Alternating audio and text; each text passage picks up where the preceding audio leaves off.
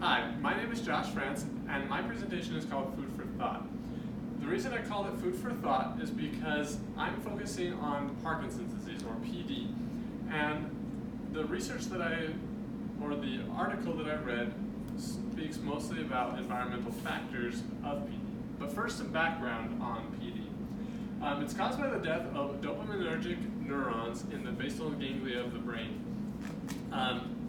So this causes some symptoms: tremors, slowed movements, rigid muscles, stoop posture, and loss of unconscious movements.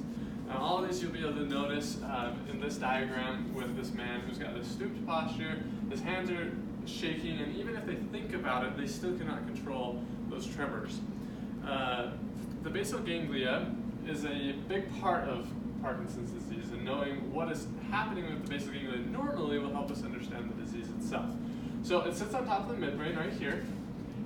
It controls voluntary motor movements, so it helps kind of inhibit signals and also allow signals to pass so that you can get those fine motor movements like with your fingers, writing, those kind of things, which become very difficult as PD progresses.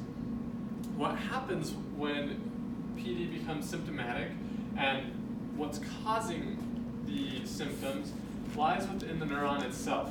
So if we look at this diagram here, we can see there's this Lewy body within the soma of this neuron. This buildup of this Lewy body creates basically issues within the cell, and it causes a buildup of alpha-synuclein proteins to build up, and then eventually the cell dies. They're not really sure what causes this to happen, what creates this Lewy bodies to build up, and this alpha-synuclein proteins as well. But they believe that genetics can have a factor, but there's no sure sign of genetics as well, because they haven't been able to trace it in families as well either.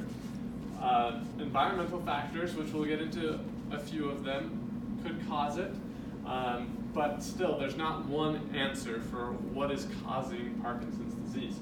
About 1 million Americans in the United States suffer from Parkinson's disease currently, and about 60,000 are diagnosed each year, which kind of gives to the importance of studying Parkinson's disease and maybe finding a cure or ways to treat it more appropriately. The research that I referenced was done at Paris University. The hypothesis was that Parkinson's begins in the GI tract before the neurons. What they did is they tested genetically modified mice. These mice would produce higher amounts of alpha-synuclein proteins and also be more susceptible to them. Then what they did is they injected alpha-synuclein protein into their intestines and then saw the results. What happened is after 2 months, they saw that in the brain and the heart, they began to see Lewy bodies building up in the neurons, and the death of these neurons. After 4 months, they saw symptoms of Parkinson's disease in mice.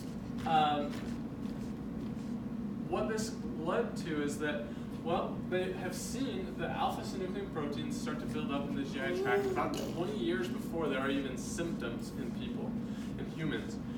So this could lead to preventative medicine for these patients that suffer from PD. It could also mean that Parkinson's is not only a neuronal issue, but also a digestive tract. And what we eat could affect the brain. One issue with it is that Parkinson's disease does not show up in mice naturally, and alpha-synuclein proteins don't show up naturally, so it takes modifying. So there could be other organisms that could be better suited for this. And diet studies could be done, and biopsies to study what is in the future of this form of medicine.